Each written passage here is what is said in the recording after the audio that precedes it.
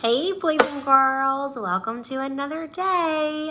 So we're going to start with our daily ELA today for our video. I hope you guys had a great day yesterday. I surely enjoyed chatting with some mommies and daddies. I cannot wait to chat with them again today and even secretly tell you guys, hey, on the phone on the side, because that has been great hearing your voices. But let's go ahead and get started with our learning for today, since we're continuing with new concepts for the rest of the year to help really prepare you guys for second grade. So yesterday, I introduced a new phonics skill to you guys. Do you remember what that sound was? Yeah, it was the long I sound. And we can make the long I in a couple of different ways. The first way that we learned a long time ago was that CVC magic E, exactly. So we've got the CVC magic E pattern like this word.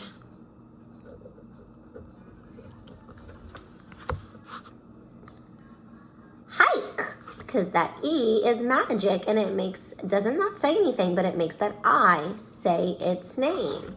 Let's do another magic E word.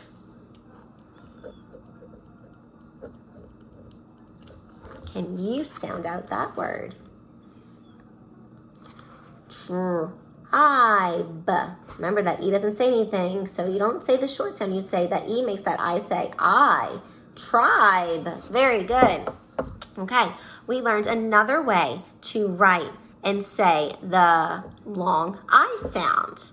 Anybody remember one of the other ways? Yeah, we learned it a long time ago. It's just a letter. It's the letter Y at the end of a word. Now, that letter Y says two sounds.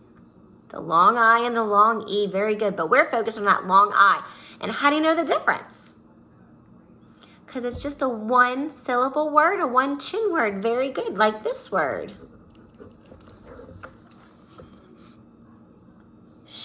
I, shy. Awesome. Let's do another one. Bye. Great job. Good job. I hear you guys sounding them out. Okay. How else can we make that long I sound?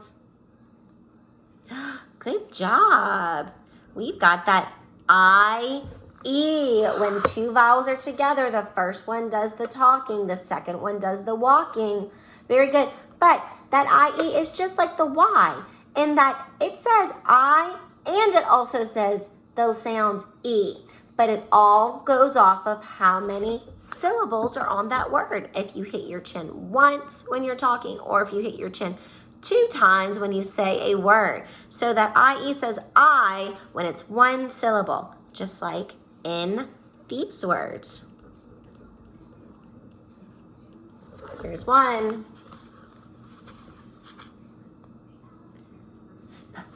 Eyes, spies, very good. Here's another one.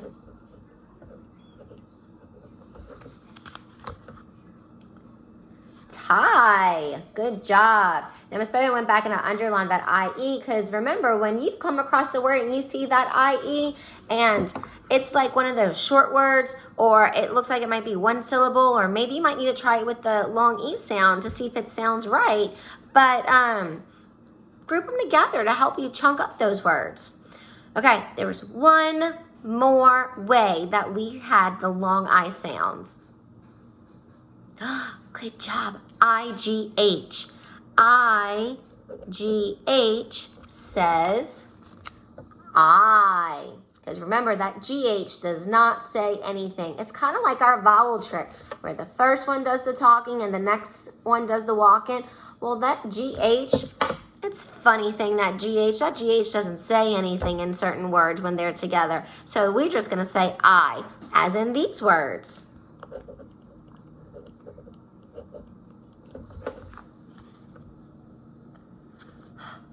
I, hi. Good job. Here's another one.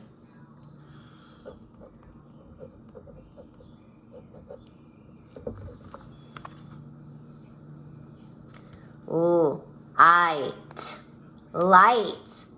Awesome job. So we have so many different ways to make our long I sound. Well, today we are going to do a few more worksheets to practice the IE, the IGH, the magic E to say long I, and that Y sound to say long I. So let's see, Miss Bowden's going to show you your worksheets that you guys are going to get done for today or do similar activities to it. So we got 3 cool, fun worksheets. First off, we are going to start with a sound of the long I, the sorting where you find all the IGH words, the IE words that say I, and then this is the magic E. So we're practicing the different ways to say long I and to look at them on how they are spelled. We've got a sort over here of mixture of the IE and the IGH. So you can practice matching words and pictures to each other to read them. You can always write sentences to practice with spelling on all of these. And then here's one of our fun secret word pages where you have to look at the picture and use the letters together to spell out our secret word. So you're going to find those 3 secret words, and the letters that remain, you draw the picture, spell that word, and then write it out. Because remember, they're all going to have that I, long I, IGH in it for this secret word. Good job. So we're going to get some practice on that. Tomorrow we're going to do a few more practice pages mixed in with some reading practice for stories that have the long I sound in them as well. So you see them in more context besides just pinpointing those words out. Okay, our next thing that we're going to go over is going to be our language. So what I introduced to you guys yesterday was adjectives. We've done adjectives and we've done them all year, but when adjectives, we use them, they really make our sentences super juicy, which means that like I can tell you to think of a dog. All of y'all have so many different ideas of dogs. Even if I told you to draw me a picture of a dog, gotta read my mind. Draw me a picture or think of the picture of the dog that I'm thinking of. How can you do that without adjectives, without me describing what it looks like? Because remember, adjectives are words that describe nouns. And to help us with adjectives, we use our 5 senses: seeing, hearing, touching, smelling, and tasting. So all of those, whatever you might, like however you might describe something, taste, sees, smells, hears, touches, sound, all your senses. Those are going to be used for adjectives to help you describe things. So your dog could have been different than mine, but if I said the skinny, purple, striped, fluffy dog, now you have a much better picture of the dog that I'm thinking of, and you would be able to draw it as close as you can because now you have adjectives that describe the picture that's in my head. So adjectives really help paint that picture for us, and it makes stories more interesting. So we're just going to practice pinpointing out some adjectives on our own, and with this fun little maze. It's called Help the Spider Get to Its Web. So there's a bunch of words on here, and some of these words, or one of these words, are going to start around the spider, and all your adjectives will eventually connect to make a path to get the spider down to the web. So you have to go through and read these words and ask yourself, is this describing how something tastes, smells, sounds, looks, feels? Using your 5 senses, ask yourself, is this a describing word to something? If it is, then you color it. I'm going to start you off with the first adjective, oily. Fish skin can be oily. Oily can be on your hands and really greasy.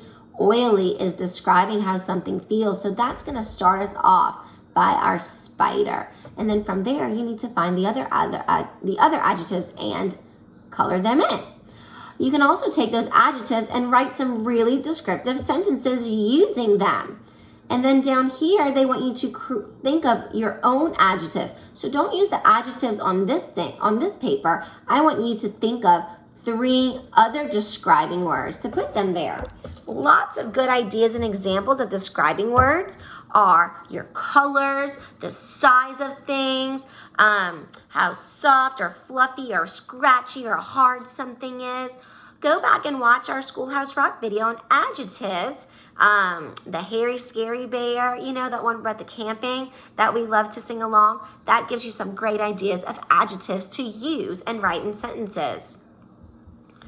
All right, our next thing for reading is just going to be our making inferences again to practice with it. So remember, making inferences is like putting together a puzzle. You're taking everything you've learned in your head and that you've experienced, and then you're taking all these clues from these stories and you are answering a question that it doesn't necessarily say the answer to in the story, but because of the clues, you can put it together to say, oh yeah, that makes sense. So you're going to read these 2 stories about animal fun and baking with mom and answer the questions for both of them. And then why do you think that? That's your reasoning. What clues from our stories helped you come up with your answer? So remember, always use your titles and your pictures and the details in the story. Now remember, the story doesn't tell you the exact answer. You've got to use the clues in there and what you already know and have experienced in life to answer these questions. You guys so far, I've loved seeing the complete sentences in your answer. You guys are rocking at making inferences. It's starting to come much easier, and I love seeing the progress.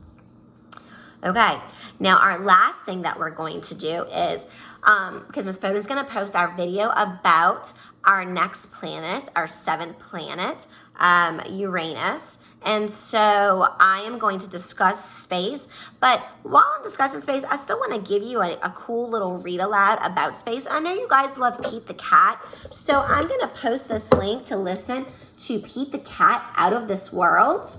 And then there's some things I want you to do before and after you read. None of this has to be written down, but Miss Bowden would really like you to use this all the time whenever you read a new book or when you're finished reading a new book. It's great questions just to kind of have like a little book chat or a book club with mom and dad or a brother and sister, and have book discussions like your older adults do. There are plenty of people who are in book clubs, and we love to talk about books and what we liked and didn't like and what we noticed in them and maybe some things that we learned. So books have lots of great information in them. So here are some cool little spinners before the story. So you use this spinner. You can always put your little paper clip and spin the wheel. But before you read the story, maybe choose 2 questions to answer about the book and make predictions. And then after you read the story, maybe choose 2 more over on this side to answer, to discuss about the story. So these are just some great discussion points and questions to start having and talking about everything that you're reading. Okay, that's all we've got for reading today. I'll be back with you later for our math and science. See you guys in a bit.